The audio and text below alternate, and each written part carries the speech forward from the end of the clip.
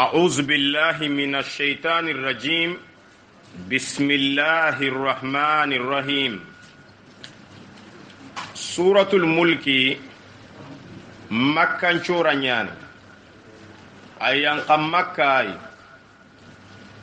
الله دالي ننتي تبارك الذي تنكن قيرين ننجيد انتا نمبرك انتا الذي الله كيبه بيده الملك مرينا كتن مري أنا كتن ابن عباس تفسيري أتي بيده الملك مرينا الله تعالى كتن أغان قوتي مغبه يعز من أن تجي كمية ورغني يشاء كنغال لنغا كنغال لادا ويذل من أنتك كمي خيان قندي يشاء كين خيان كين غالينغادا إغناتي سونين كان قنة فوي كاتي كتنغا كين كما آن كتا كويني آن كتا تكتنين مرينا لا كتة أدو تنكن يغاغو أكين ينكنين ديني كما أغا كمان ديني مغبل سورة ناتي تؤتي الملك من تشاء anke ngalla ne merendo tunkanyigo ahunkinni tege komebe agallinganda watanzi'ul mulka anyana tunkanyigo ahumboshini kinkenna soronti na busu mimman geliyemme be tasha'u agallingada agallingan ke ngallada ada ayen timmandi kho keme ati biyadikal khairu khairin nan ke ngalla kitenga mene amma wuriba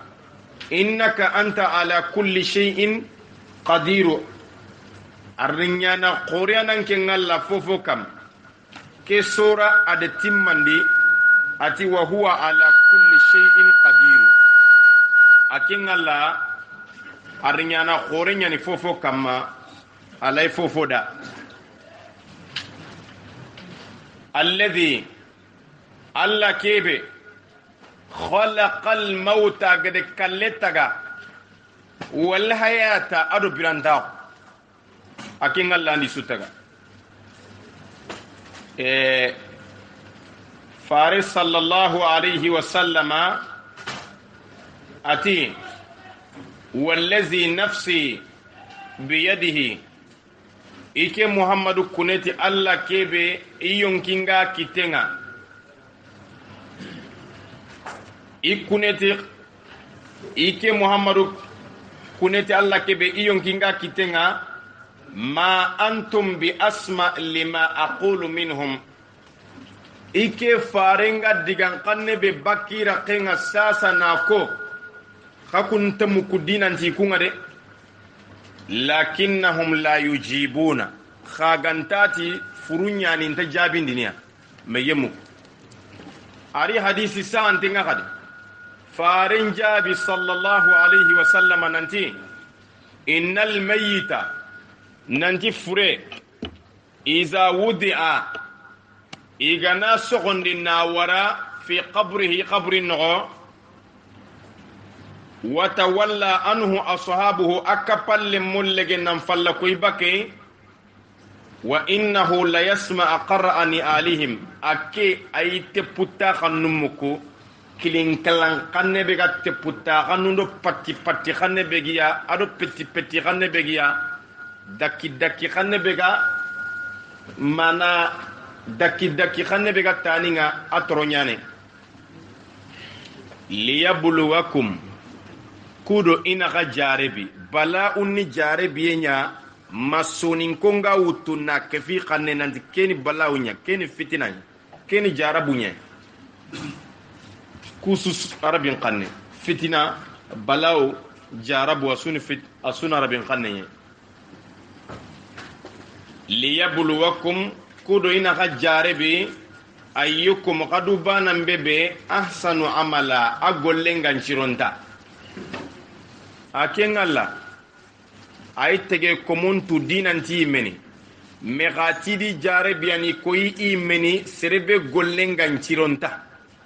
na bangandi meda khay tege komont qurtubiti yu'amilukum awaka golinya lemma gunu muamalatal mukhtabiri kho khibari murana jare bindana golinya lemma go khayqatu fa inna Allah ta'ala alimun bil muti'i wal 'asi adalan Allah ay Allah mbatana tu ado Allah kutana gelli duna ganni ganka ko katilen ki garin tafsir al-Qurtubi juz'u tamundo segu safaha komo fili ado nyeru wa huwa al-azizu akenga la dreni nindana khoriani al-ghafuru khafirndana yampana burukhandana khoriani tege komongere kebe nyagere buruha khofo bure alladhi Allah ta'ala kebe khalaqa sab'a samawati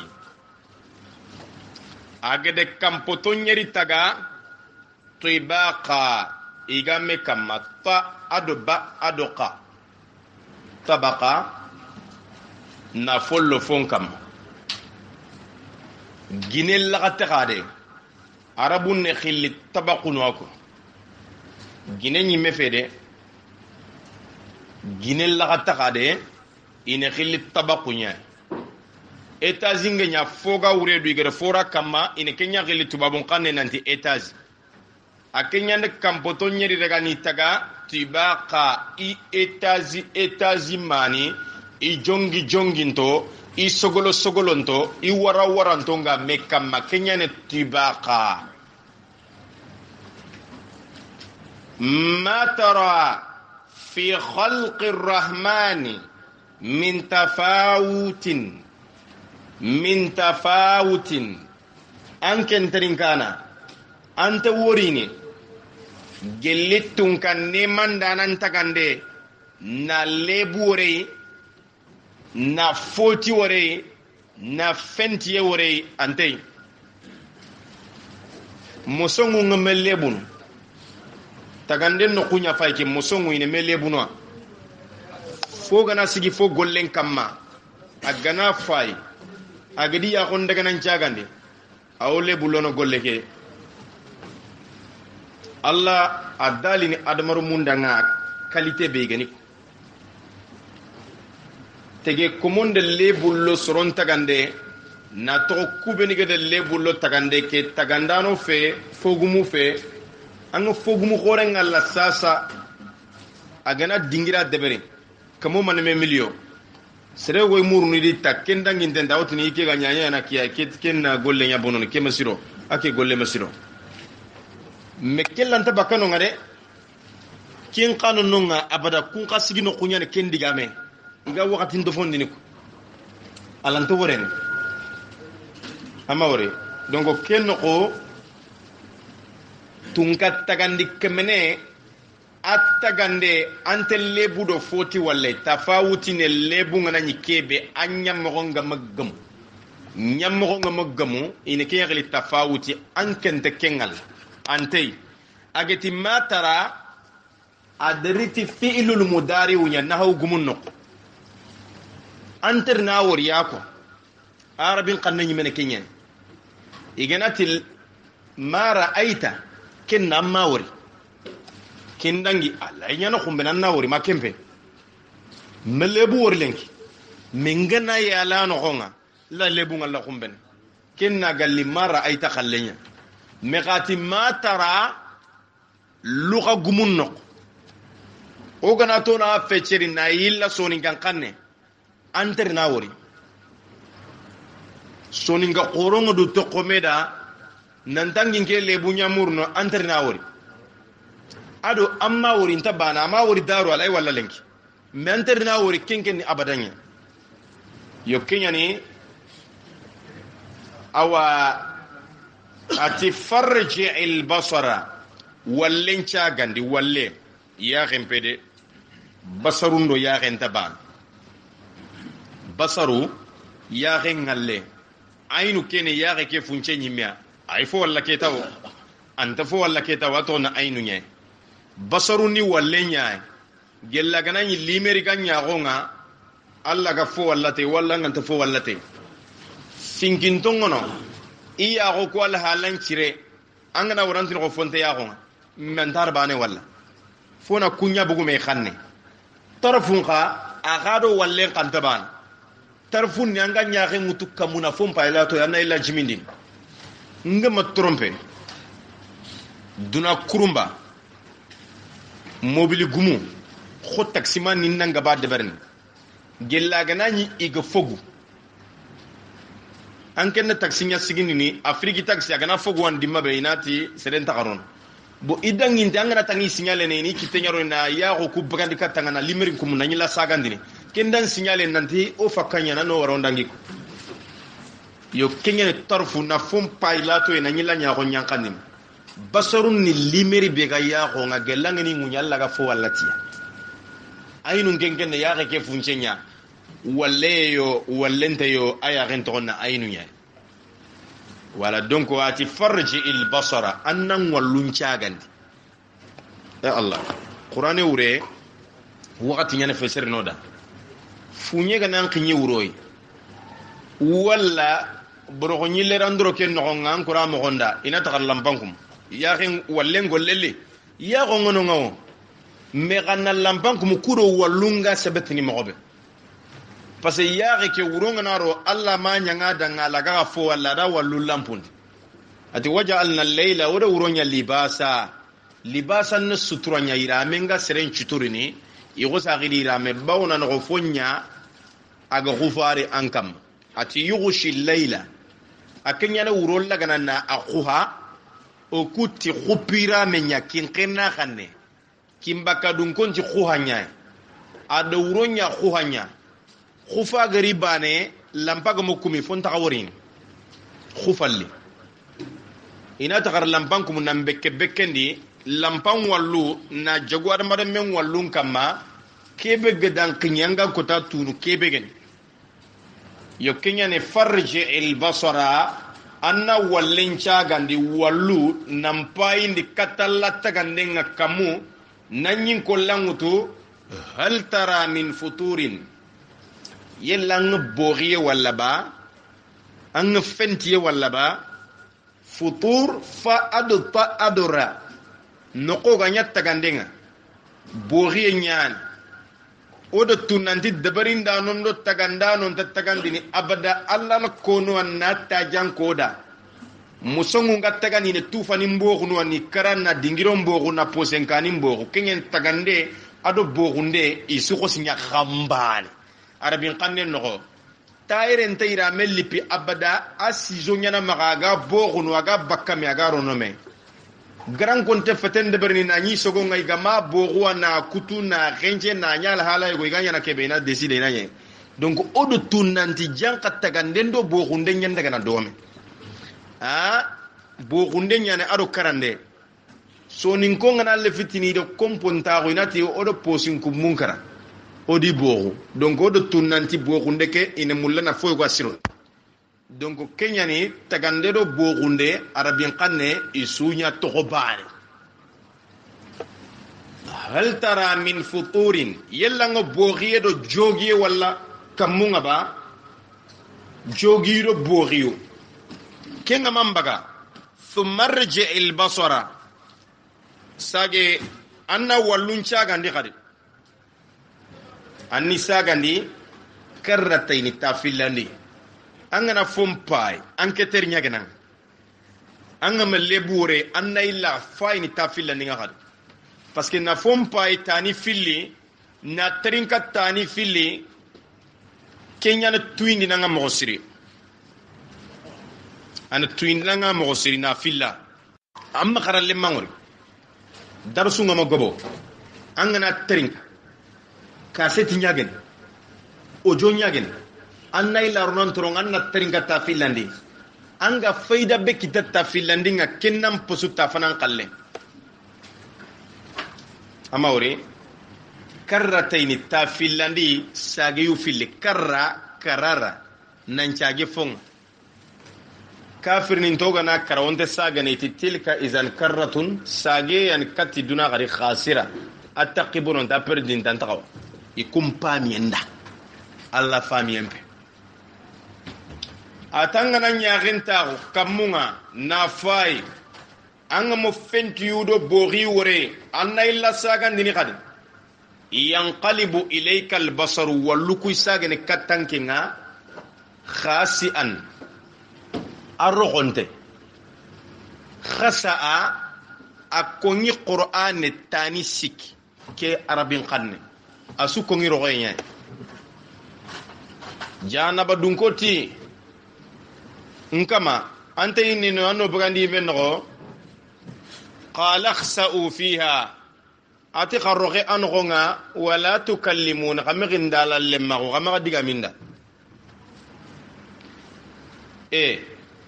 kitabe dun ko nuga yada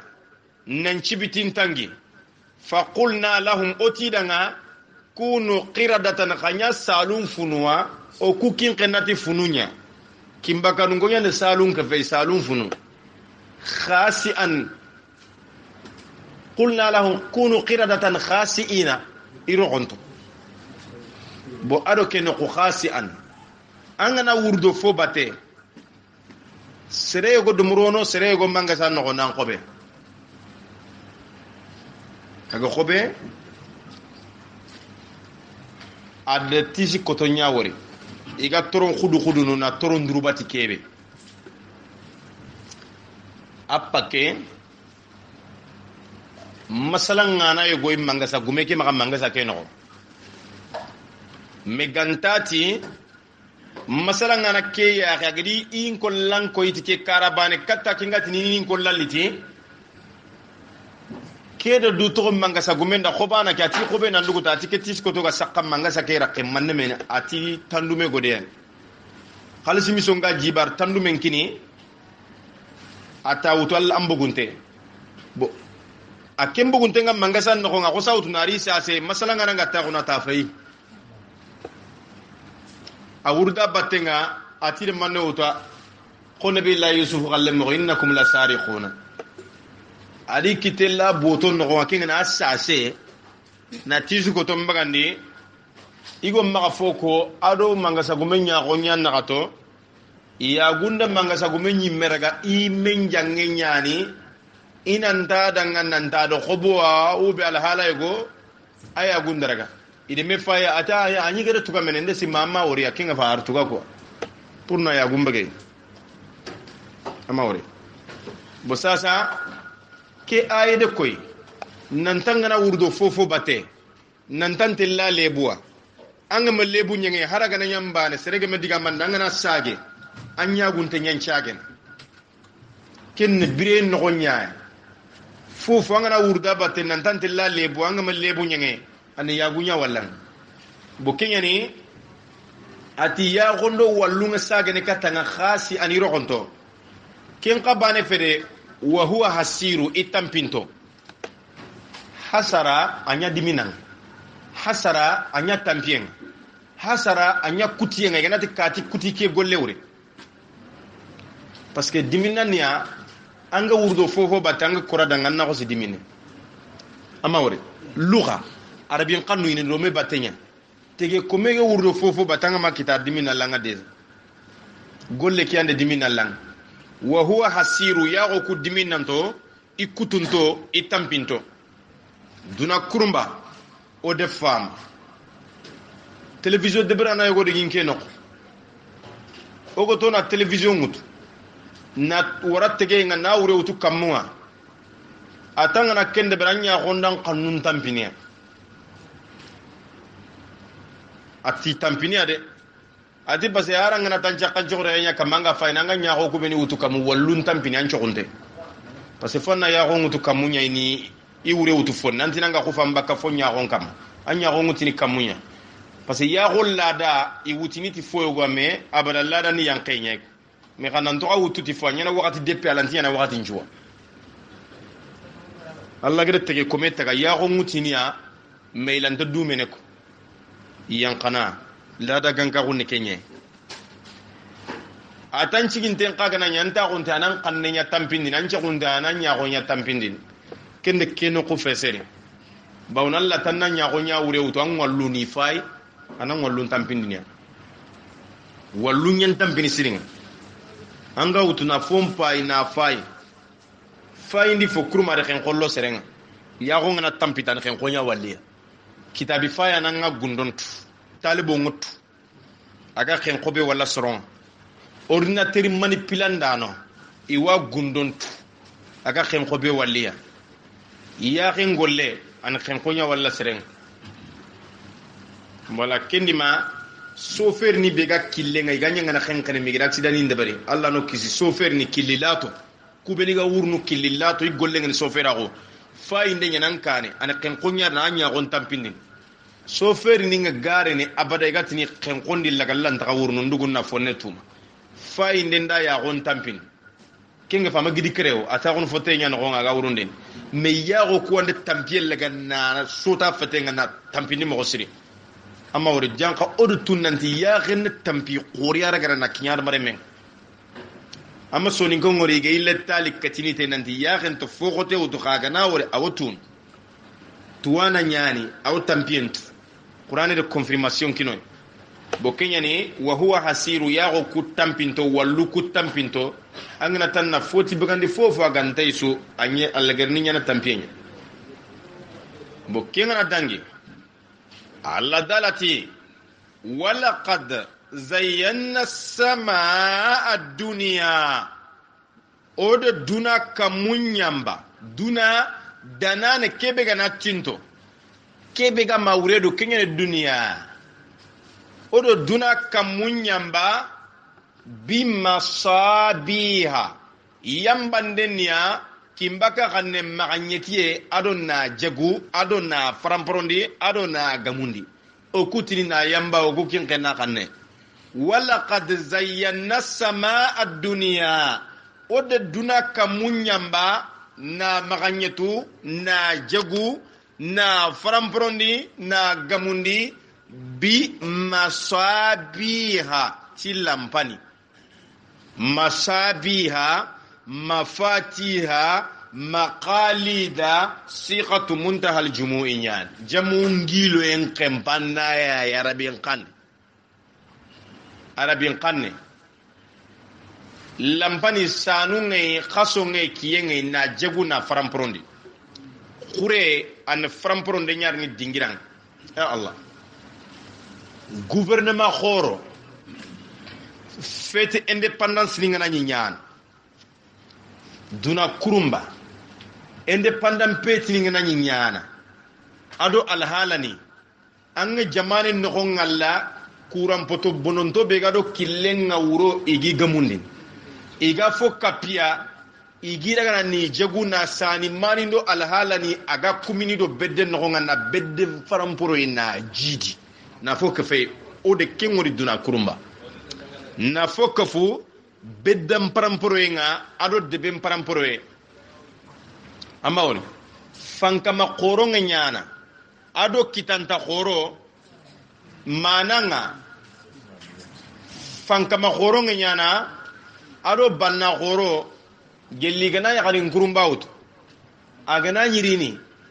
iga dingirabe iya mpulu ni lagana ni farago na dingira ni ngamundi na hala ni nyilaila odo tunanti janka kamum paramporo e mekempe kamum alla da yoko kinada maro mon khay bawno kebe ga kongina go kitten kamma on tallampa munu kenya na gamundi na faramporondi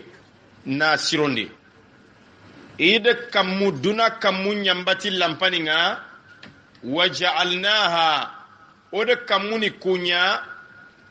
awa lampani kunya rujuman gidi sedifo ra ado ja adoma ite la illam tantahi anga sabari sulla na jumannak moga dangi ngara rujuman gidi sedinto gidi sedifoni li shayatin shaytan ninda jinnan cetanu nyanyi sette nangresi nanchege sege mekam nalla dale na terinka na keme gare nyakami tongu bane no alla gana dali malaika nunda indalla imme dale aga alla ga kono wakati be inta mukude alla gana ko nandugutan na kini malaikanu ngananya sagan dini meda ina ko satring kenya ni jinna ninga yala iti wa anna o ku jinnani lamasna samaa oda kamunjo sina meme na susa na eseye na guga fawajadnaha oda kamunyi muli ati idafaga harasan malaikan tangandano shadidan iqoto ibarakato wa shuhuba ado imbinjun kumusanu nyani ga kolosini do jinnan cetanu mbate iga seddediya wakati ndamanchu anga nanyi village nya capital intare ge fanga kenga la wakati ndamanchu bo kenga la hala awa khusuratanati illa man khatifa al khatfata fa atba'ahu shihabun thaqibu agantati jinna be gana jabatinde nan coronde o ku kinkenna khannenti nan jagafatinde yimbin chunkume yimbe sane gadraga nabut na ngurda bateng wala donc kendima ada konna bangandi tuwano ngede kubeni koda nanti wa a'tadna lahum adhab as-sa'ir kunjinnani ode sa'ira yimbe be ga gijene nan kumi ode kenya gamundi ikan na gamundi idan walilladhina kafaru bi rabbihim ayyamunda kubeni ge kafira goti kama mannani da azabu jahannama yangan kate nyani da aprante attagunte agamunte iganati fonganda keno khalla soyya fonganda nga kenni khairinya me kenya gi da nga bonengi da Allah soyya tahakumunya azabu mana wa a'tadna lahum azab as-sa'ir od as-sa'ira yangan kate ngamunde ida walilladhina kafaru bi rabbihim adhabu jahannama ayyamunda kubeni ke kafirago jahannaba yimbengida agiduku wa bi'sal masiru leger no kumbono serebe leger no kunya mana jahannaba arno kise manne nyana théâtre begano tubabun kanne ado alhala ado nyangolle be ganyana nonga idha ulqu fiha waqati be igani sedi anoko manne nyana sami'u laha shahiqan yemman kankanne muku jahannaba keda atta wenda gijenda mankange wa hiya jahannaba tafuru agaworin kifara lugha nyana ga qur'ana no ati wa farat tanur nuha kingunga na wori anna nunu filli gumaro ya kari masuro ndi fure no farania funga na tawo maga wori kimbaka soronya de kesoni kan kannenki alla dalati mana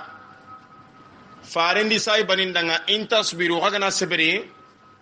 waya atukum yem malaika nunjidi ni garni khadema gajange ya atukum min fawrikum iyerini khattawenga ado woriye kimbaka soronga na tin seren nanjo itinan nan tawa antawo de okutinan jowa tawen ke kenken no kukara imbe nyai koy kellante an armare mengin kitello no ken kitenan tawo tawde amma woriba bo kannun noro me batenya okubanga tawenge ko me kannun do tawo kimbaka sorontina ta antawode atawonde anna likrama fotenge do kenanguru katanga okukumbaka kenkane wala mawriba boga kita ida tafsirin kita qur'ane kenok tim malaika nungari khatta wenga tawe kurma jawe bawno militaire ni ado pompier ni ado intervention choro jawe nyani gasam ma begere lemine nyang kandi pari man ngani meti 45 secondes no nyana ga wurse kene kam tawe empeba ado jawe angana dugu nante gilli kam maga xenne ba donc médaille ni kine do ada deberi ti xa tawe en xa xallenga no ina fuk fama aga de jondi kimbaka sonon ta da tawndi amma wori ba donc kisu wakati fitna ni beni ganyana do fisiru do balawuni kunyane kitaben feserno da wakati ndammanjo fofu waganya har sangara gano ngana foyo go debere an gana fay an fogo kitano ga kitabe ke feserni al hala nyani ado bire mo bo kenno ati wahiya tafuru jahannaba ga tawono na ngori bawno fonto wori ni abada matowa khanuro me batenya al hala gankaru fullanta wori ni abada amato worege wori ndano ngadogono me nanti imben dawra a wori ni kam moy imben tar kebe wure kadi imbeliti imbe gantono imben kara ay sarbo duron kam anda wori ni de bo kenyani takadu jahannaba cintono fonneta tamayyazu aga krene nam fatan fanci bakame minal lagayz gali button khasa yelio tege komoku ide fonya jahannaba ayba famiye nyan diga melli mo o ku kin kenna sonin kan kanne khirsu ganni police maganche fendi to nyano ku sonin kan kanne nanti dusiti wandi fiya o ku khirsu ni police khili kundunya ganni igati dusiti wandi fi indo police nyay serbe goro taxen de beri swanga tu swanga sonin kan kanne mo ko sire e into do sire su illa maganda di police mba parce que sorowani ini khiri nanti khaylilo katibate amma fobure nyingiye anger fobure nyanno ko be kunta kamantu me khalluanda yigedi telefo iri into ido butte be gare i butum pakko yogoni yan champana yogoni da jogi me afriki kallu amma woriba bo kita jahannaba tungu nyani tege ko mo fobure nya jahannaba me alla police nyana gatana tege ko mo burul laga khobre no duna kurumbo gode wori o police ni ngana wuru igana kati dingira i butu fakka ngarni mo gobe idi marfa ngarini idi lobuni ngarini idi regandi chenu siti chenunda idi yerini idi gazini ngarini ki surni kati koy an kam fobure nyi angri ya serebere ikulli ni katanginya khayya buten nam pakkam mo sri akoy inten kaga dinanta har fi gume ngana buto abutte o ma wori abangante kuwalli sirin kenyani takadu jahannaba itintono tamayyazu aga karne bakame min al-ghayz ke libutun qasa adamar mungari kebenya kullama waqatisu biresu dimmasu ulqiya fiha fawjun igana jama'se di jahannaba no sa'alahum khazanatuha jahannaba kharlen tigitin dananna jahannaba dunko trindi khazana kharle munga serebe ma ati walillahi khaza'inu samawati wal ard kam poton yir khairin kharle mo ado nyam poton yir khairin kharle mo inalla ma khazana kharlen tigitin dana ken to ni malikwa sa'alahum khazanatuha jahannaba kharlen tigitin dana ana jahannaba dunko trindike nanti alam ya'tikum nazir yeli gongondana mere katika kungaba annabi nyime mere wajundana mere khayba qalu jahannaba dunko imena jabindi tira kunga serente jigame ke jabini batte inati bala tungu khulle fayde qad ja'ana nadhirun gongondana loy fakadzabna o garandindi o tonta garante tonguntefe o modungada wa qulna o ku jahannaba dunkoti ma nazzala Allah min shay'in alla mafofo yanqal ko dina khibare o gani fakken no goti tongunte o de kiyako o ti khayfarunda in antum hakun khayfarunta fofo kama illa fi dalalin agandati samuntago sankuntago kabirin akhoregen wa qalu jahannaba dunko imeti law kunna nasma'u oga nyoga mugini lenkikan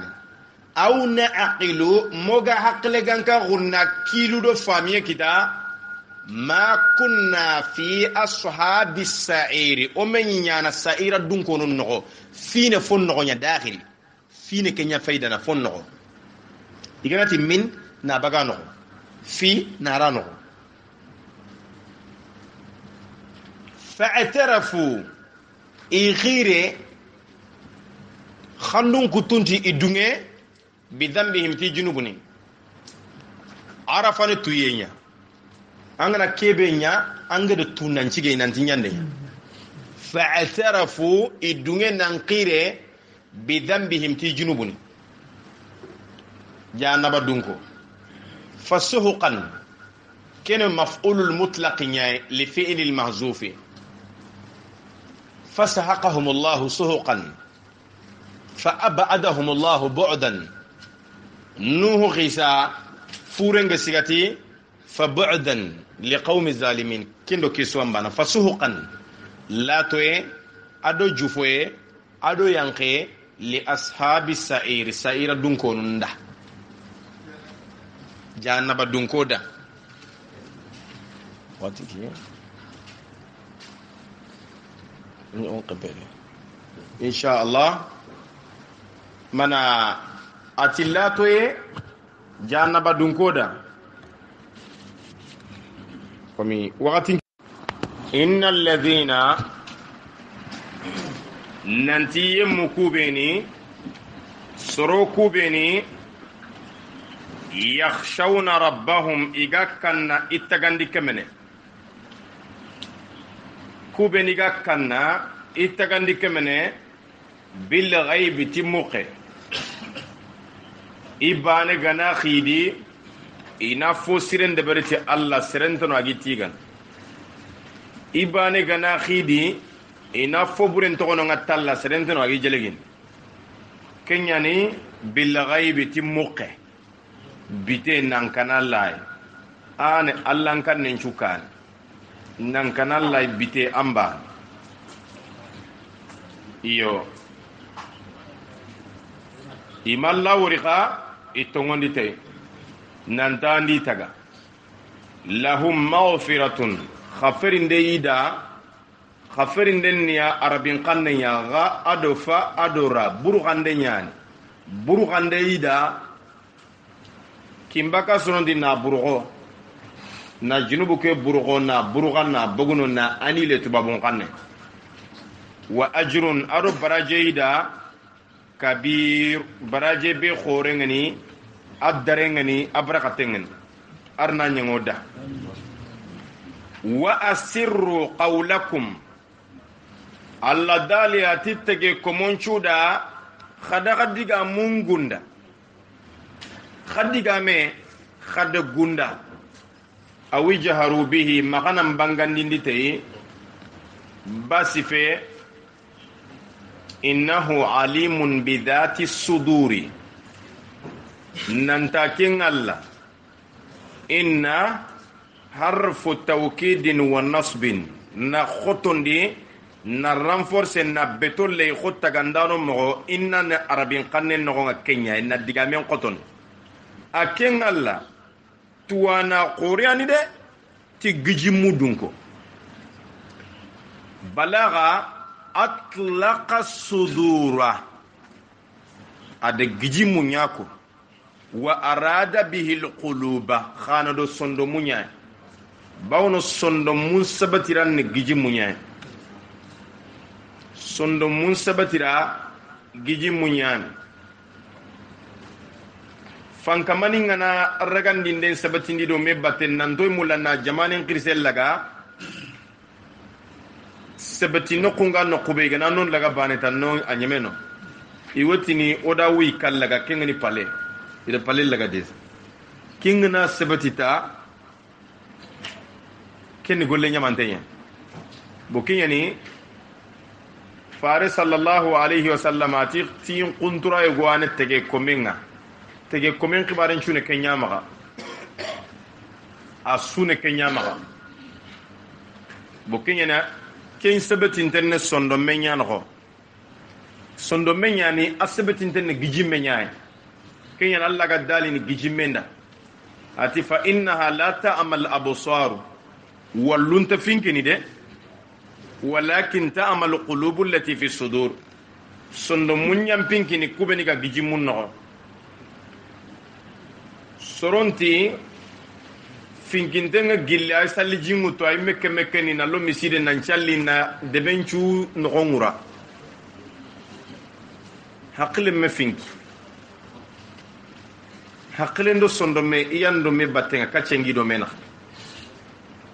aga bire debe kebe no tampile tanjike sine tan nakati afalle finkinga de kita anta sankunu kende be yo o de finkinto ngori okara i khoro falle ige finki ina debe ke suyalanga na toge sundanantia interno sereka gache mana inta wori nan nyoke na bonondi ideganati hakle nyaay soronka wa fi qur'an de kenya ko nanti sondo munyam pinkini serebe gi ya ho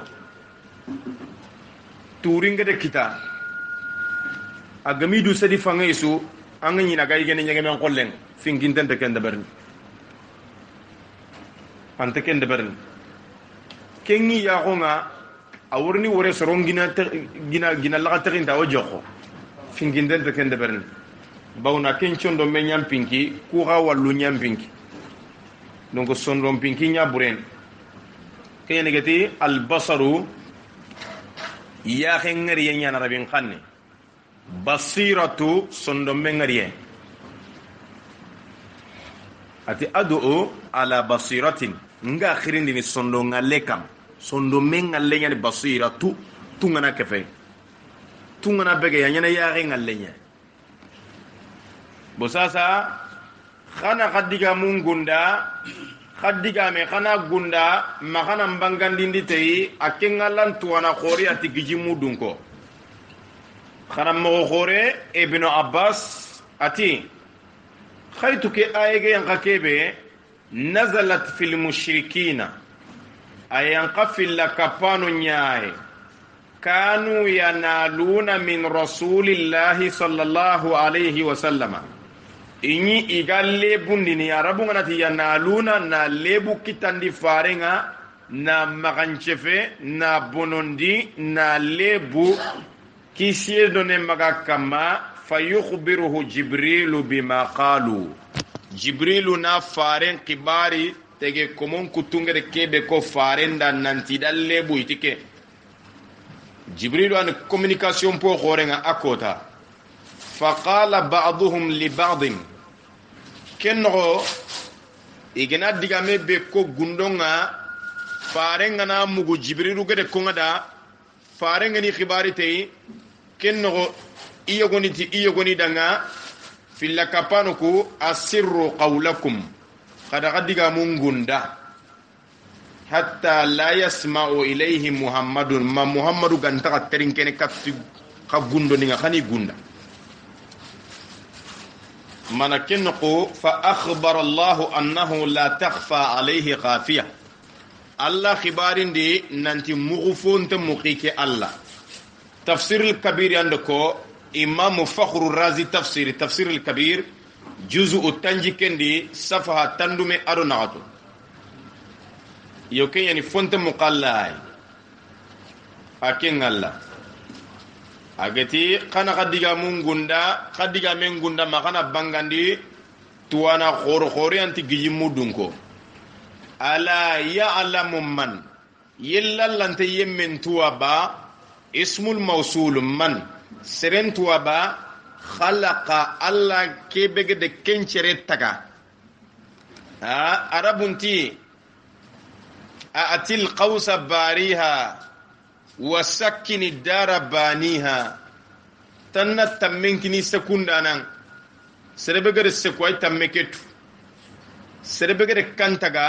musonga kantu dinanta kagumen tagandana musonge ay kantu dinanta kagume akembegere taga gundo goy kake ay tu dinanta kagumen bokenya ni alla na adamaro mum musonge yandi taga yella akin Allah anta yemme tuwa bagare yemme be taga istifhamu taqriri kena fami muriye sebetiya nanti Allah ay sankunu fonga gare kebe taga musonga nga sere jelegini serebe ganta tunandi musonga nyande ke kataga angana tanga mo masala ngada ana soy misane ngudo anati anga dingira ko ni ngare kebe taga amawriba kenya fayke ala ya alamu man yelliyo Allah nte yemmen tuwaba seren tuwaba khalaqa gare kebe taga wa huwa al-latifu akin Allah ni mogon ta khore khairin yangana hinna ti komo al-khabiru khibar tuwana khore ani renseignement ngama ay gebe aga qur'ani no nga Allah ga timmandina al-khabiru khabiru khabaru sonin konti khibare bambrani lante khanko no tira kay kuntini kibaru ya kibaru bawno bambran kanen na khanko akko ngen qote nyani mak segu kharangano ogere segu visite har khumbene segu ngonyimme kubeni ge sare na khorono itina ka nanti qa ay kuntini kala rasulullah ya inni nentege mo nyani kinga alanta bakke khabiru Allah ne renseignement dun kenya duna jaman qoro jaman developanto iganna burebe wutunaro khibar murundenga renseignement Allah duna subirandini sino man me magolli milliard ni nyane mukhabarat ya Allah khibar fati folomane khibaru nga wurgi lenki Allah ga khibaru nutu indi soronga kebe gana kiran kompen no ana wike kompen no telephone go bogu yugo khase goti ati duna su wini kompo bane ay lenki kun khibaru afayke kebe gan no kwa ay wini ke no kompen no nga khibare be gamma bo fi khore nyani fi nefe Allah dallo khibari nte nanti ken khibar tuwana khorea titege komonga gollu ben nyaan igari ni nyaaka igedi nyaaka renseignement khoro nyanama renseignement fo khoro nyanama khibar tuwana khoro nyaan khibar tuye Allah dal lingo adamar mum butunda hari fanka ma khoro kubeni ga khibaru mutuna Allah ki toro ye kun kamani mulla sorongo butunantini khata me ga kenta dunge banna khoro kitanta khoro attoronga ni soro beni do digamu ngarni katte ado ala halani soronga fere nyana mo sumaro mundo tintalle mon nantala ji ko ku khata bakadwa antiden bawni do fini nyalli ni katte ayon killingu nyana lingada amma woriba fofo ga sunondi nante kemmuko fofo ga nyakalindi ni do kenyanki nyene ga ko na attoronga donc ante muliga la tonia amma woriba kunni mukhabaratini nya Allah khibar tuwana khore nyana do khibarite هو الذي أكن الله نمنه الذي الله كبه جعل لكم الأرض أجد مونيا غدا كم بكا سرونت نينيا غلي مونيا أكوتني نينيا أكوكين كنا خنّه أدنيا غدا نا زلولا فاولا نكني كمبا كبار كمبرا كنيا مونته والنصارى جتنا determiner akenyande nyinye nyakadanga khaye fu khore khana kamaso khana taga khana tangi akholu nogonga khana bionindo trenindo mobile ngurunda kama katike ngarni nyogo mondo ala hala nintanan khaye fu khore nyana gare debere kada zalula ngama mungu digame suga bannani laqinga lenki duna kurumbaro miskinani nantangara nokutaga nyinyeketa antuma ambugu tampien o kude kemugu soronga o dangin tondo dagana linto iga kono meda masalangen no sange masalangen do sobe masalangen nantangara dingira kita nyinyeke anya jamane keo anyo bangyo anya nokuta nangare tagaba ambugu mexe janka alla gere digan kite be ko zalula khaye fo khore nya o da tafsirin kita akenga lande kenya zallala na fon qaya zalla rogoy nyani ati la yukhrijanna al a'azzu minha al azal ma fo wuruginta ngara fo rogon tembagan fo be gana rogiya naga qaya nanda Allah ti da banin qaya khada ni rogo khada limina lamane na bonte nan tago nyome kannenga na khurfundi nan chete na kachulle na siti na abore na gurzi khaye nyani fo be gana rogi anda ana khaye anda amma wuriba fongani foroge a khaye nya alle mem pay sasa anyi mege dere mu beni sara giran nin kuji giran na kenya kamreri ni tagwere kanya pirin tagwere girman ko na mereri ni tagwere amma wuriba parce marande nyani gosi golle kenya meren to ngoy kungana ti lemenen danga giran na kenya karama na mere gilan na kenya karama ammarante na de beri ko na maga de berti ya de ado balle anga ya dan tandaga anna mere gilan na de beri ado mere kunda do kenya kafume gidi magan kon kanne bo sasa remme go am magan ken qoro girsenya na ngama tanchege sine alle men ka qoro nan kinye tankerege sine bo kendi ya qunya ni biyen ana likenya aya gunda fabellaka parce que khorelli are menyani mega kismoru nubeni ga no fotugo non kunya urundini ki khoro are menyana madanga khayinde da mega gaccenda ro frebe ga urnu feten no fa benyi mesaga moketa ina tankerege sinere menna urundi na si urundi do jiwutu do jiberi ndudo alhalani antaka dungena deber dogo kenyen khaye nyani khaye ngana nya funga fon kaya ntengen aro kengen da kenya ni zallan rogoye khaye nkane rogoye to nya kan wuru nya nanga kama ngurundi agana commencer na lo khore nga fonne khayi ndu yogo ni ntaka dungene kenya ne anne kentunu manne modindi talibo angana qarallemma gunde bere qarallemma modini yawu tunni duran khayndi mis ya garum para misondo ala halani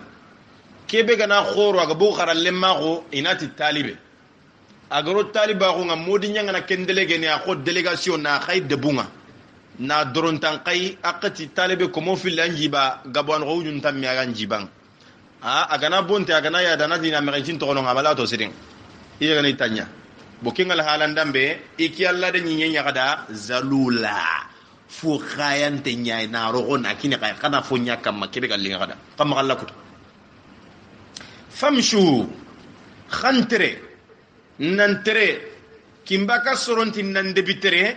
fi manakibiha nyinyen tatu abang manki bu arabin kanne kunke nyani kunke manakibu nya kunkunku nyinyen kunkunna karo nyai adamare men kunkunna karo nyai khantere nyinyen kunkun kama akaron kam attatu abang khantere na nyala wakulu ado khanyige min rizqihi gelalla arsege allah arsege ngebe ngutu naro terendunga naro terendu commerce khoro kubeni ga terene ado kubeni ga terene inta bana kite akan gabasiri bannani beni ga tigeta kente terena ni batenya fournisseur khoro nyani yo kenterendi ni kate soro nyantira dan segiro nan ka ngorono kenge fe commerce khoronga gundonto kubeni ga terene ado kubeni gi batte inta bana kite ibnu kasiriti fasafiru haythu shi'tum min aqtariha khasafiri dingira sugelinga kada gelinyi nyenta tunda bangunda karo وترددوا في أقاليمها وأرجائها للمكاسب والتجارات خندقنا نشاقي أريزونيندا تاغوندا بانغونا خجا غندو غكتيو أدو خجا غندوندا مختصر تفسير بن كثير جزء سكاني صفحة كموكري تامبيلي أدو شغو كيانكوني خنيجي جلالا أرسغي كنا خلي أغانيا نغدا mana khagantati kempalle wa ilayhi nushur leger nokun katalla mana nushur nashar sanqiyen ati yelli munoni ku awo igada tege komo tagaba munoni ku seyani igada ba hum yunshiruna iga sanqindinin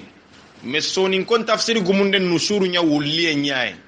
kimbaka soronti wulliye o kukin kenati wundiye nya tongunyani nashara kaburi nga jegene nan canki dore nga baka tege komen kam maga gilli nushurun konne sanqinya wa ilayhi nushur sanqiyen katalla kaburi nga nas dore agana sanqi baka tege komon kam ma igana girina banan canki katalla iga tengene ina sanqi beswedi me khiyama sanqiyen nushuru ne kenya parce que kafume en kota tege komon churono mana kafume nukunga yerono bane yerono jamanga mega bakkenga katingana kinyagenya musibo nyasu alhalan kita sanqiya nyanya bawno lekhyaman ko ta musibon qoreyanati wasaatu lekhyama adha ambura an torinta am musibonta wa amaru an qarakasonta o kukin kenati an qarakasonta angana ro abion no duna kurumba khasuruno ta abion polla kenya igana la kuntaki khay abion ngiri wakati ngatinto ile ne folla kutana nyano nonga kunda abio ke folla kenga taba kungo nonga tuinte nyan tarano ngoto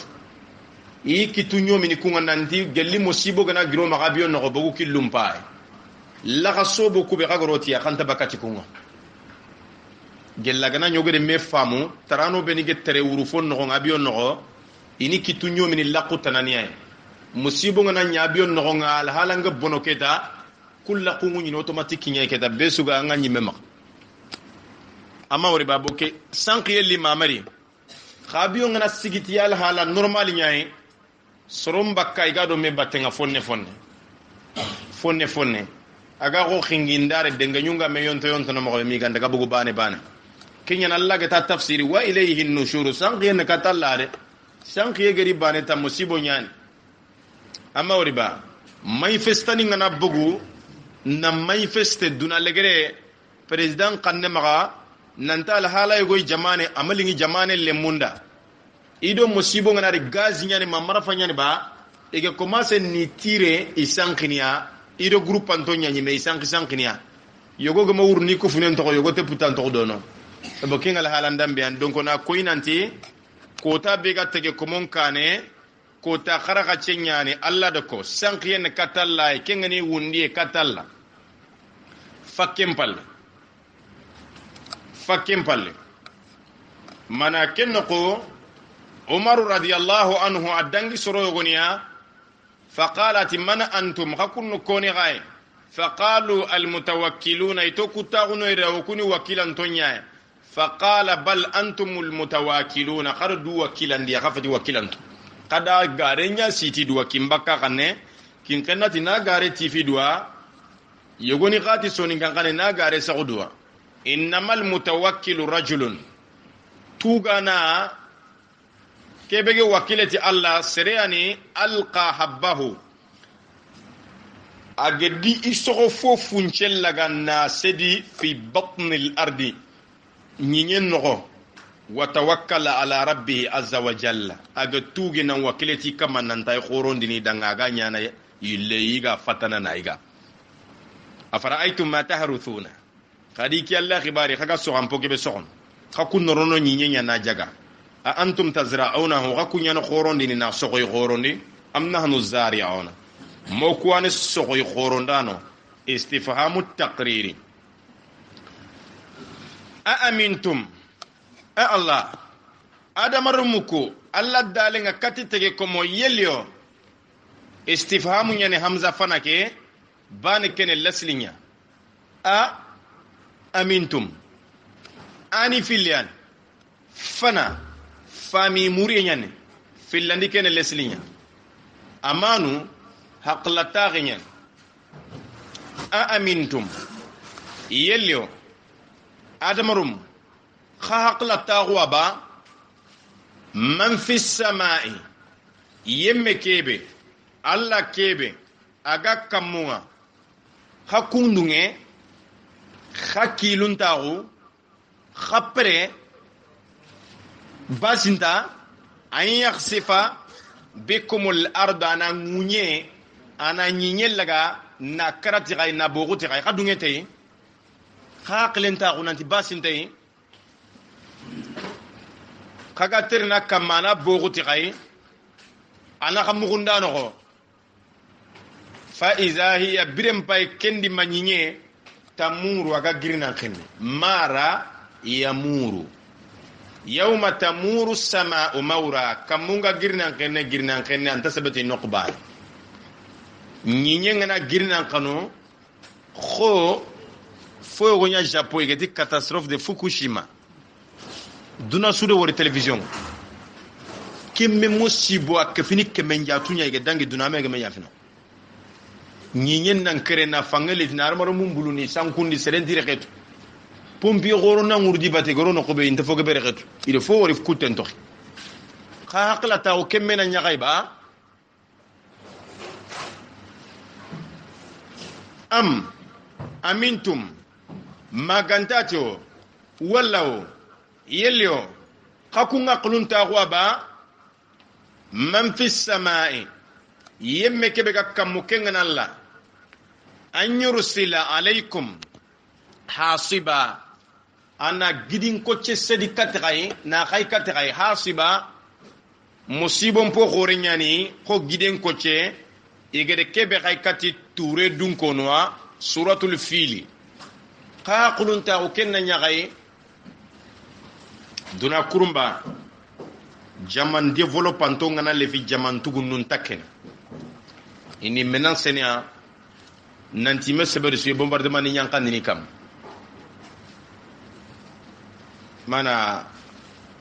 Allah kitabe no ati farenda badri kota wa anzala junudan ada kuraigu yankandi lam tarawha hakunyi menime kungori adi yankandiya nangiri kam malaikan jaman qoro jaman developanto koy megi tu mo kebe man kange ngana kasofo jamane ge konto mo ndambe go igiliti kamunya al ghalabu igana girti kamunya ta kontina kama sembe nga kubenia wakati nyana Allah sembe lono jamanu yogone kumbene kun qaylam bon setana ne urugeni dunani kembane jamane be ga kamunga lenga ga duna surugana ni pini ayan kana fofana nyino aga be nyani amma woriba boketa khakunga qulunta go Allah na ngirti kadanga kamu na musibo ngirti kadanga kamu musibo ngana girti kamunga ala halam burenyande adamare mennan kise ya kote nyani sonin kan tuwana khore nyino kallengoro ntadanga iti yagarin komenyanan bawno mangura ngari yagare katwa bada ganni kati civilisation ngari ni karani ni kundunya nanti kati ami yaken katwa bada yenya na kinka mamma ko lebu ade kallengoro ku jabi hono soni gan kannenya atike yakke makamenga na katude bawno kengiliti kamunya kisi duntay khakenge feyke melante kat kendigame ode wutu na correspondent tafsiri nanti Allah gere kebe ko confirmation ngene musibo ngana girti kamu adamare mennan kisi Allah anga baranya iso annan kisi Allah asri amma la halangori bokeda kakunga quluntago Allah ke ana musibo ko chekay kati khakama ga girti kamu bange fasata alamuna khairnatu kayfa nadhiri ki Allah gongo ngani mo kebe amara mar mu ngori sasa har sereng na serem pentana ana fentan wutu kamunye ana wututi kamunya na yankanda kamankam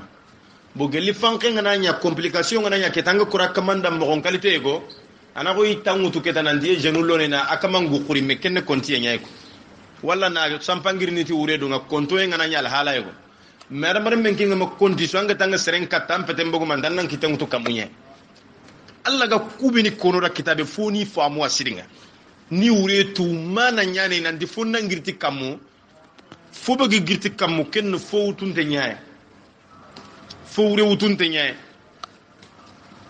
fasata'lamuna kayfa nadhir khairna tu iki alla gongo ngani kebe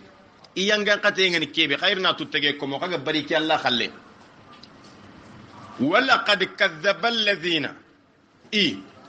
yamun garandin min qablihim kubeni ga makkan ko kafir nin kane ke aye tasliya nyani butu muradi li rasulillahi sallallahu alayhi wa sallam alla khayfarinda kisiyedo ne maga kam sorode i khayfarun garandi makkan ko riyen kane adi ide hudi garandi samuda ide salihu garandi luti sorondo luti garandi annabi nyimun tananindi tege komon tananindi kay farun garandi iyo fare ambuten namure fa kayfa kana nakiri iki alla gongo qotendi yangan qate nyakam mo igede kullaga adi sorondo samuda soro ina tunanti kebe gede kunchoro fono kitab makkan ko natu nanti ge ma muhammadu tokono sallallahu alayhi wa sallam amela irna agi kita kemmela irni kumbene agi kita awalam yaraw allahu akbar yelli mafayindi aba istifhamul amru impayindi ke yelli mafayindi aba imo wori aba tege komo ila tayri katikam kat yelinge طار فungana kampi yatiru au kampin at-tayru kampinte be adamaru mualla gadi nyameri gede taga etikena ta'iratu artificiel nyen kampinta de berinte abio yelio adamaru mu mawori nampayindi ila tayri kati yelinge fawqahuma illa bangani ikama yelinga kamunya badaw ikama safatini kampum bambantonya safa khorna lugan tafsir siri Allahu akbar ati wajaa rabbuka kamali wal malaku malaikatu saffan saffa iga saffa ifutunto igamunto itani nyoro ntonga me agan qawata Allah mo be malaika nu nyoron Allah dali mudaf yen safafa atilla qiyama kota Allah etazi khoro ado pale presidentiel khoro ina sukarna na buguno ngapeu nyinye kele gerni manne fayazaruha ana nyinye ke togna wara qa an baran qulle safa salaq ya fa safa soronta wonton pay misire no nga sasa sappa men nyangi angana tanga dangini anga kaywa tanka manga nyana kun me sappa ni ngana nyai ga gam walla dangi do mena kanga solo ko ana nyanta katini sere walla garingen qur'ani mani du fajar safa na nyinyen selo ko ni na sappa ko karo de berana special ngana adi yokko aga kenche du beni de berni agana karol la ganna de berina gamundi jingana yira kama to ni no nyalante delel alante jike lante yere na bilibili tagana karote berana sobende anto libe bili qallu jama ngrisenti ato karan ko taranga na tabi urunda na nya anga daga sigino atanga na daga dingira wa tanga fokita ti pasi ci asuda ama woriba kibe guliyan gina guliyan ana nyimme kebe gina guliyan ana nyimme kun kamani kun tu mo siri safati ni gadi kampom bambani bogume ime yeli ngumpai kawa fi fo horede anke ngada mare megana du sedi nan tangan ki tumba kame anga martan kannunga su annarta ala halatana donko kembre madan kari mare karamo goraga na waran al halamanya safati ni sapanto wa yaqbidna haqati ini kampo kuraga tafsir khuragumu muhammad mutawalli sha'rawi ati safati ke ade kelliti fa'ilu nyaay goli nyangano abiondo kampinto yelingu gollem peti fofo fa'ilu ni kampom bamba haqqati ni gaina kampo ku kafumande kenyana waqtiya men tadallana qabugu mande kiyane lesli abioni beniga kampina ami or kampo ku bugu manto gana killen kita killigille kampo ku bugu manto nyane meketa ya su qibari ni nantore killen kita oy wurnu killen shire nyani e bi sentir ni begar maro mo yetun to ngani ina ordun kini nantini bagandi be gadaga na jore anga daga na hala be na debere fonte sebeti yelli kambon sebeti bambe deza duna kurumba nyana qur'an tafsir me ga girnan kenne ngana commencer na nyai gati kebe da tubabun kan turbulence abiyon ga gillitike kara aga nyana tike kara sonin kan lemme yogoti tantin ko angare yelinge lo jinte na bagandi ko abiyon ngana kan kengal hala ayitike kara ayitike kara ayitike kara ayitike al hala yogo simmene di xalsi xoro ngeri to banking ya garim prampere sere go falla garu to du falla ro kenjo tengam bo kingal hala ga commencer bane abiyon campagne sebetini keta asitu ke kara ina setu ni fonna na gitti ke kara akata na setu ke kara abiyon ta kanu nga gundontu sebeti en taay girnan kenne yane keta ina wutu ke kara ina warati ke kara kudo ga kisini al hala fanka khorondo mana tabuli kasapu nga mobe kenya nati safatini kampom bambanto wa yaqbidna haqqati qayna kampo ko kafuma may kampin tangol lenyan manene ma yumsikuhunna fofon ta tigitiri kunyeli mu beniga kamo illa arrahman gantati tunkan ne mandana tubabu ni abiyo ngana gilli woti ni komanda kinya galon nan qorabiyo ke sere suga no gonga ana marna abiyo nguru yengana khoto aganya alhala yogoy akenya lini na raga bakka wurundi nano ko yimme mak finku ten Allah me ma geta abiyo suma giri kamuna kono komanda ngantan gon me kenya Allah do khibarati fofon ta tigitina abiyo ka wakata gandate Allah kampinte isa panto kampon bugu manto no kampon kof manto illa arrahman agantati man nagade arrahman ko neman dana nyane hinna na nyana wakati tege kumunna la nyagana bane sugi jote ngunallay ngede ko mo kebe sere suga e bambrandi beni kungo makembe sere sudi hammi sere go ino hakulu kuma nyiga timme siri o bangi bo kotay ado saxen daga gunnenga e daga so fanka khore giri wani ni saga saga linge go yima ga de berano go o ku banga ngere serem baso ku banga ma saga saga chura so amma di hunde bere kenno ku ga bangi ga nem poli ngenya digan kanne be ga to gara kenga a kungon ya nan dimma o saga saga kiyan ko to de fanken ngay ni wurgi saxen kanna ma daga yola do fe fangen ba wono banga jini ndo khoro nyano bangani na ken diga menya saxen nan to saga saga kiyan ko to de be sudi kungo be sudi ala hala be sudi fi bo sasa king al hala alla ni hinna na nyati fofon tira kana nan tigiti kampinto ko imma kanu nye illa arrahman ga tati ne mandana hinna na kafir ni ngano ko ngado mbute li ngima khonna qur'an tafsir de kafir ni ngano ko do mbute li nyani ma gabion no amma woriba allan kutano ngado no nga igedi biyon ko diga tala allan kutte ma jamane ko al hala yego yoka amma ko ngi nan tar rahmanu ne ma logon ten kama foroban kama nyani publikin kama nyani aga hinna man nagmati rahimu alla ma trompe am fare tan tekhen kheneka ati ne ma logon ten kama foroban kama te goren kama kengen alla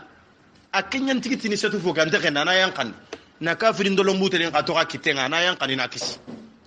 aga maganya hinnana me ana bonondini bani ata aga na ya gar mare menya kitenga abuten qasan tengeni ani kitenya bakawreta butenga na khasa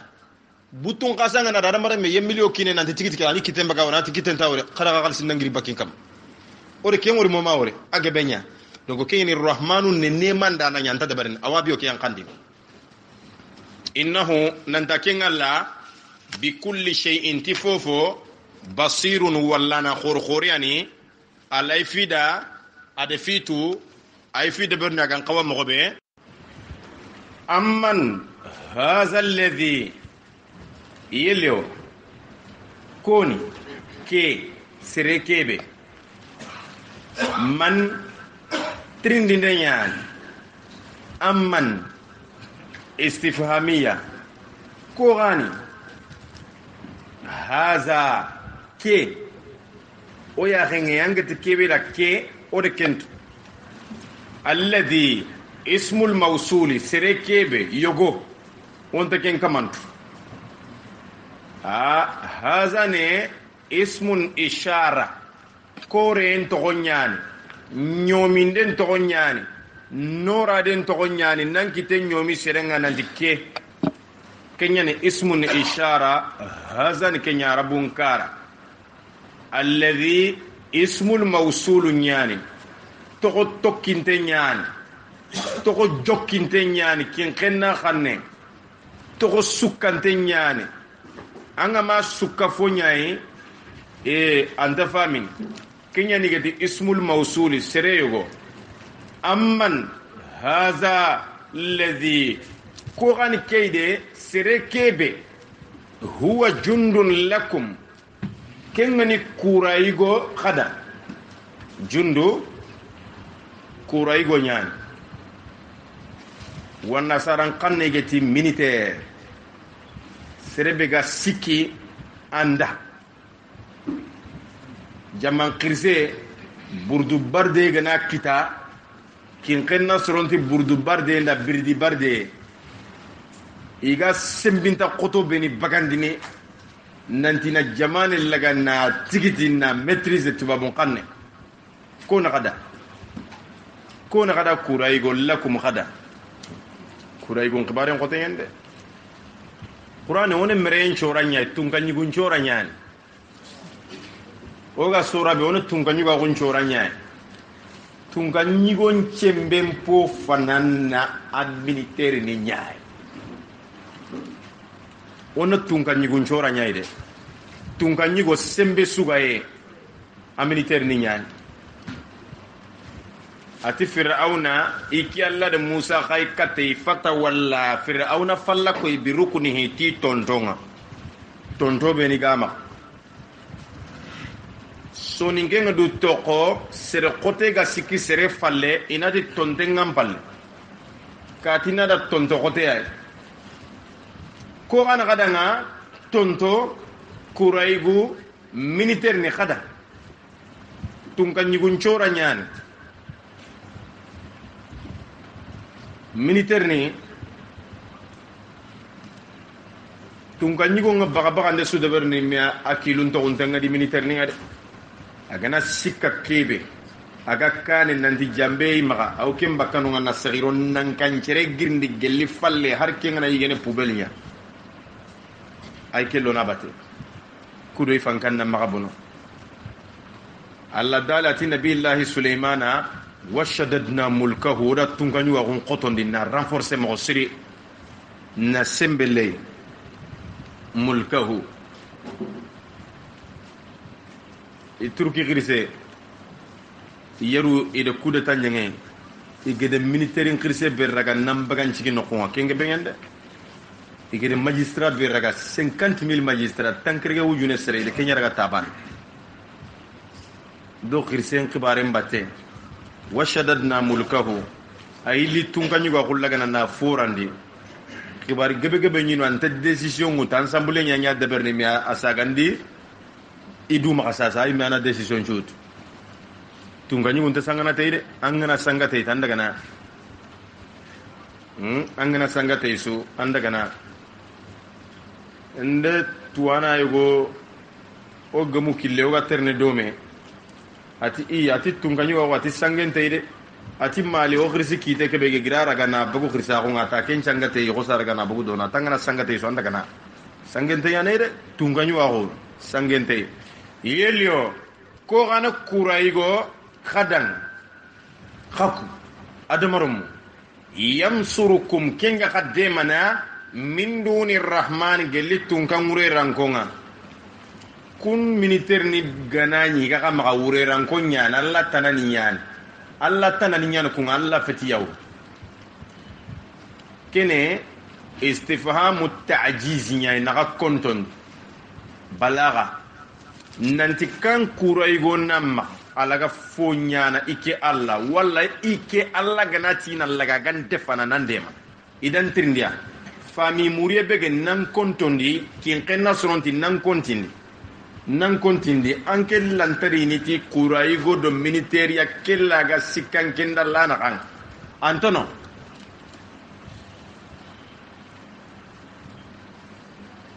Antono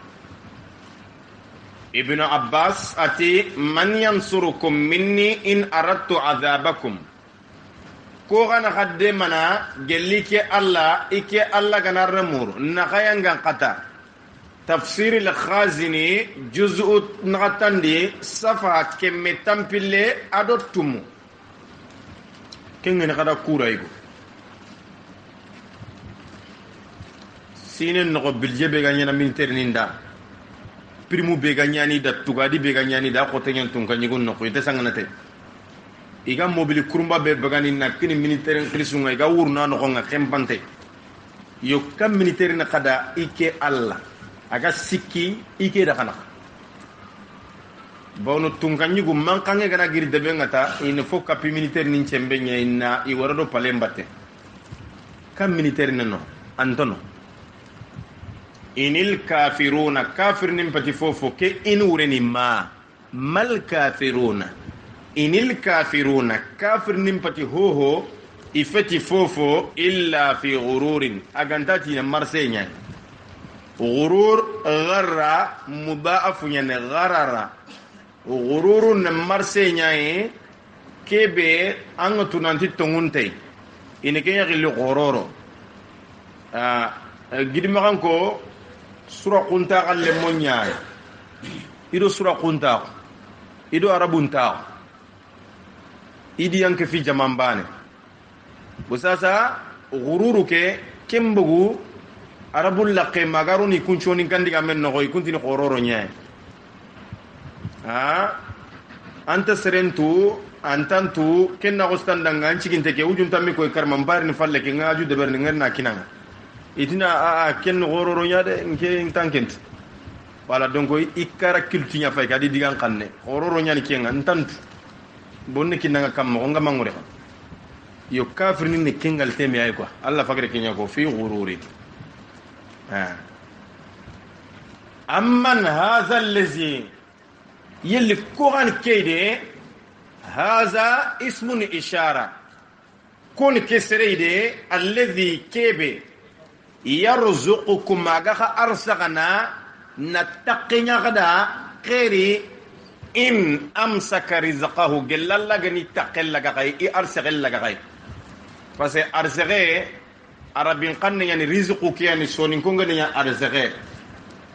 alla gani taqe I arsage na raga bakka kamaga na raga kay ko na arsage kinne kay istifhamu ta'jizi fami muriye kontonde a kontinde serentono kengar sere kinne gay ay kentono kemmeri fina alla ar sere lege falle fontono kengar sere futunu na hutu na kinya gay bal kempe iga simbana mo be kundumpe lajju kafir ni ndumia lajaja lajjaniya angana dume fonkamma na malay na mbarawal bal lajju alla dalati lajju fi tughyanihim ya'mahuna inyi dume ne I kemprandangi gatti qitaqan bal kempe kafirni lajju idumea imaliya itokinna ndume fi utuwin kemprandangi wanufurin ado wurwe bakadina utuwin kemprandangi ngen Zakaria dali Allah dati agdalla nyaga remmati wa qad balaghtu nge zakariya kinye kin kana soronti njove min al kibar gelli khorenga itiya khore khemprandangi kemedo fallesin itiya ati thumma lananzi anna min kulli shi'atin ayyuhum ashaddu ala arrahmani itiya janaba dunko gana groupe nan kafuma me dingira bane o ku ike alla iyantu intati kube ni ge kemprandangi allan kutenga kemprandangi ni bosi bakka golburnya no kutunga itiya wa ka ayyin min qaryatin de billemen nangaba atata ga kemprandangi nanyada an amri rabbiha baki kamanyamriye an amri rabbiha kenyani atat fi utuwin kemprandangi wa nufurin ado wuruye baka dina kenge fe iya renga tongumpo khullenga afaman yelyo sere kebe yemme kebe istifhamu nyan yamshi mukibban lugampai aga trene ayin kollan bihinte kin mbakka khanne kin kanna tayin kollan jiminte ala wajhihi iye son kamma iya khallaqun kamma ajiminte bifinte ahada kenyan kandan ta killenga ba yelio kenyane killen po khullen kama ba amman yamshi sawiyan ala sirati mustaqim walla serebe aga terene anyeronte attalongonte killi tolongonten kam kan ngane killenga itikeda tibaqu salbi na foni mpili gamundi me iga bosini bakame inta dungene meda ine kenya gele tibaqu salbi negatifu nyani francien kanne bossier nyani okuti busier nyani serebe ayin ko lambi finte kimbaka ta bihinte okuta jimintenya iye son kamma iya gontor sini bega ya ga fo wallati adin ko lambi finde yel kenyan kandan takillenga ba walla sereke be atolongon ten nyeron ten gamunti ay kane walla ay kane fayil kenyan killenga ba ada talin ka to tashbihu tamthiliya kafirin ko labbi finten jiminde silamin ko langirinde ay renga killen po gulle même mukiban lugha oto to konon fesernia kabba kababa na fulaga na bifindi na bihindi na jimindi arabin qanne mudaafu yani alla dali malaika nundati jahannaba dunko fakubukibu fiha khadi bifinda no honga hum iku wal ghawu nado sankunto odo tunanti kabati no qutana qari fakubat wujuhuhum fi an-nar khadi yeso ni bihindi ni jimindi ni bifindi mbenga odo tukharsa nanti kabbake jiminde nyan serebeni ge tagu futa murtani futa ado noso to imede ben no soni ko beni ge nyano o kude mugiya ina tibi intel kili kebabu nyay kharso fa kabba yarsa kebab sura ko to sunti ma tibi inte ayo malieni Bamako capitalinta gano ikuntini dibi sogonya tibiten tien quoi parce que tampie nyanyo kara tibinten timenga na mugi miskina duru nyanta gunu soron ne igana bitenye goiti dibi sogo tibiten tie betedun tie nyana ndey gena gure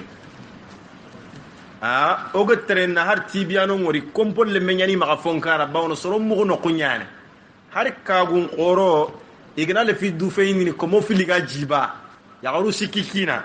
ina dennati falle ay ama wori biteke fay kenya mene ay gene kiyenga ina bitaliti falle ay gene bitam man kay wuron kay gade amma ore abugul lesli yogo ay segun ke goti igatini marubagatiga serenya nyinonga segu ato ngene madu amai tiga ke de berni nado kamen kulle nguru melange do me batena sapelle bo bambara le munnati angata madu baka tiga sa kim madu baketa atiga kenya faga madu baka tiga ke kinyo soni ngo tim mar baka tiga alesli ni kenya fofu ga diga me swageri agirgir no ko yogo ay bo sasa gidi maganko walla murtani tagano futani nandaga wara makka haydani to sunti magati binte illa makka babu nyen parce que suraqo iwati entu mo sire suraqe nyagi ge magobo odiga taaguni fay duna no konchu ti nkibare nyalli ngida inyagi ge magobo inyagi mpi magobo bo sasa solenyani maga tibiano gella gana nyangedi fam ina bifinditi ke kara bo sura kunde tibinte nkrita agolle mo gonya nanti kababu fo bifinte mukki ban tafsirin ne kenya gello gana yoga me famunu lugha arabin qanne ha yin ko la bifinte tiye ke ngana wara tatibane o kugati karabane a khurumina na yige nya bonondi me khatibiana sobe sollenya magaga ay yillana ana girndi ama wori ba bo kengirinde ga attimenga sankini na tullo soronga na yogoni daga ni karabantarlo ko bondenga na to imoduda taw kenya ni sura kunde khirita gollenga kababu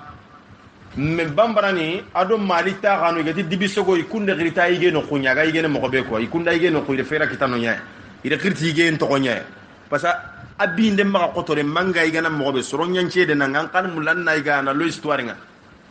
angana tienyi ga tampiu nyoy wakati be karani kinyana masalange nyaay ti binte ke nga taare wurike papa anna latuno de yiga mene anna soro nyini ga kiya kono medan angani terin kam mo siri be suri hammi be suri kungo bo ketao jimie o gana bogu kiyenga kadi o soni ngan kanne o ku kinkenna ati serebe ga tren ajibin tembi fintengi yeson kam walla serbe ga sigayin kollan cigin ta ya rangi kane kenyan kan dan taba walla kebe ga sigi qaranya kebe ga sigi qare silami kenyan kan den kille o ku kin kenna sonin kan kanne finkinten doron tan to ni nanti jimintenya pasanti kane walla o ku kin kenna o khir sungado famundi sonin kan kanne be nanti katini finkintenya ngarnya ngoy nyani kenga serente ken kon inati jimintenya jimi ekeni kimbaka soron kane bifintenya parce que bifintenya na hari kon langa na yaga siki kamunya nta fo wala finkinta gondron tan kannya no kuma kenga nanti kati jimintenya amawri bo kenno ko o de famu nanti kafir ni finkinti ay silami sireni warinti ay ti ya gonga kannina kanden killen kam ibn abbas ti huwa mathalun kenne misali ay liman salaka tariqa ad-dalalati yemme be ganaro samuntagu ado sanguntagun kille waliman salaka tariqa al-huda ado yemme be ganaro kanden kille afotolongonte at-tafsirin ne kenya mana qatada tafsiri ati al-kafiru akabba ala ma'asi Allah fahasharahu Allah yawm al-qiyamati ala wajhihi kafirin bi fi Allah kutu nyakama Allah de girndi qiyama bi finde mu'mini atolong Allah dinanya kamalla de wurugi ala tariqi sawi yawm al-qiyamah kilinyeron ten kama liqiyama kota fahasharahu Allah ala tariqi sawi yawm al-qiyamah sikki dallanten kota akin Allah qul Muhammad anna jabi nanti huwa alladhi aken Allah ni mene alladhi alla kebe ansha'akum agada joppa na ado sha ado a ansha'akum hamza banake kenne mazidu nyaay nasha'a ansha'a mazidu sulasi nyaay zarfu gumunno aken Allah nda jonga o kukin qennati na joppa waja'ala lakumus sam'a ado mugiyu nyakada amati toro nganyana serenga mugiyenta toro ke gwanta fona fan ha toro awnyana serenga mega mugiye gante anta fona fana tambiye nyo karani serenyi montorongo tunari kite khonya gare na to lerente bo talibondo kharalle mangaba kun kite nga gangaba tampiye nga kati haram montoro jingana ri agana bono keta agmundi ne se entanda bo kenno an kite ke ina ko tante se deba kan kite ken khafunya gama ante lere kin nga harban bo toronga na ni mugiye gante alla mati toro ne uzunu nya sama akenya ne mugiye alla da mugiye nya toro kiya ada mugiye nya kada lemine ngana jidi sarenga jidi te toro ke finanjo ngana mugini abito ina ta kama manka aga wulini nangiri baka ken ko nangundi kenne fompo fana ante seretu ya ku al hala ga surum payni mo bantant wal absara ado wallu kem pallen wallu nar ana commence aga saren tunu hada gana ni wunu aga na saren ngorta na kuru anda fabe ngora na kuru gida nya garin qoro be gano iga wuto ana kuru ade kuntu jonga na mugiye nya fina anari wala absara ado wallu anda wori gari ni mo be Allah fagdi jate kundunya kim palle ana narinya saram mukallifin na fosire do foburo bogume wal afida tado sondo adi suriti kundunya bani gari ni mo kebe igari tal halabe igami batta mo be aken ngallande kenya kada mugiye ni fo gorenya de mugiye na mugu mugiye aken ngallande mugiye nya kada mugiye ne fo gorenya alla gadinya tege komonde gan qawan alla tiga mo gon kaliten da manchu écouter de berano téléphone de berano abra jeni man tromper ba igede milliard be ko fuma me adberi ndano yisini qoro be gede deberi kenna ngaba de alla gede mugiye nya warano mugiye gan takano lungunte a junto téléphone anta fomu ko pew téléphone te yana kemma mbo kenno mugiye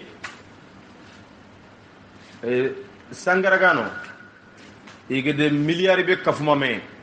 do sugu xannu kesu kete mugiye kiye kubeni gana mugu ani na xan igama mugu mugiye nyen na mugundi sorong pibilistan dano beni ga television ka xoron iga soro mugundi ni igede milliard ni be kitani kafuma me agebe nyen wal absar ado wallu televisioni ado alhalani kungede milliard be kafuma me kengebe yende na koy wallu agebe wal afida tataru sondomu akengallande kesunya kada qalilan ma tashkuruna funna loga kagalla tigana khalla tigande nalloga khalla kufande nalloga tege komontalla kufana inta tigana inta mamana kemma ta'kid lil qilla naroy ganga on qotondi qalilan ma tashkurun qalilan ma tu'minun qalilan ma tadhakkarun jundum ma hunalika mahzumun min al ahzab khalla kufandu nalloga kemma gari nokusu ada golle ke aro gonde ka alla tiga ndem magobo awre ne kada alla tiga qala at-tabari ti qalilan ma tashkuruna rabbakum ala hadhihi an-ni'am allati an'amaha alaykum fonna loga khagalla kufana natiga qattagan dikemene kunne ma qorobi agadi nema kam قل محمد النجابي ننتي هو الذي يكن اللاني ذرأكم أقدغتك في الأرض نيني وإليه تهشرون إنك كبميكة الله لغيما كودا ويقولون كافر نغتني متى هذا الوعد كي لا يدون كنغتي إن كنتم صادقين قل غني يتوند إيغا فارم بنوندين قل محمد النجابي ننتي إنما العلم ننتاتوغو عند الله يعني إنك من ينخو الله إنك محمد في وإنما أنا نذير إنك نغنغندانا مبين غنغندانا بغنغن كنتين فلما بركيب رأوه إيجاد يانغان قتيموري زلفة نتند زادو لا أدو فزلفا وأزلفنا ثم الآخرين ما نعبدهم إلا ليقربونا إلى الله زلفا إيجاد يانغان قتيموري تنتويا سيئة وجوه الذين كفروا يمون يسوم بنو إيسو مبنو سيئة سوء نياي igana dingira be kunganda ganyana keindenga alla dali adama dan nantadi yakengere jahannaba yiti bure ad janna yiti bure be gano ko igadiga badat lahuma sawatuhuma ifilli fo burum bangeida su'u fo bure nyaani si at wujuhul lazina yamunye sombono kafaru kubniga kafira goida tunanti mbeke intekisine waqila itidanga malaika nuntida هذا الذي كنتم به تدعون كيم بيان خاغني قرندي نانتانيا من نغانتانيا افاغري خاغني قرندي نتينا قرندي دعايا دو تدعون قل محمد النجابي ننتي ارايتم خدين قباري دي ان اهلكني الله جل الله غنيم فلكي نينغلكي ومما ايادو كوبني غادين كي محمد باتن شايباني aw rahimana magana hinnoy bawno makkan ko kafir ni faren kallenya natana faman yujirul kafirina kon kafir nin kisi jarun natagalle matagalle mangitagalle mankisi Allah ari nyenda angana yimbe worino ngana fobre won ngana grindin kenyani faman yujirul kafirina kon kafir nin lagana ni kisi min azabin geliyan gankate alim amamantege kentono قل محمد النجابي ننتي هو الرحمن وكنيا تنكني من دانانا آمنا به أتغندتي وعليه توكلنا أو وكيلتي ننشنبي ننبنبي ننقلفي فستعلمون خيرناتو من هو في ضلال سربك السمنتاغن سنكنتاغو مبين أبنغنتي قل محمد النجابي ننتي أرأيتم خد وربا خدين قباري دي إن أصبح ماؤكم غورا خجيننا صغبنا نيلكري أغدغا غورا فونغنا جفونا ديسبارت بابون قاني نندغا جيبه كما غنا دغا agana legeri na nyille kre ndo legeri nchuamba na sonin kankanne sonin ko ngodu to qoinate agana legeri kebe ay lengana kiranda kebe kisunu legeri nyaay in asbaha ma'ukum ghawra khajingana legeri na nyille kre adagante anyamante akutunte famanya atikum bima'in ma'in ko garo jina linikata ay jinyaare be ga tolling alla de jinyaare ngirim ma'inu yaare bawno yaakhi abada jinyane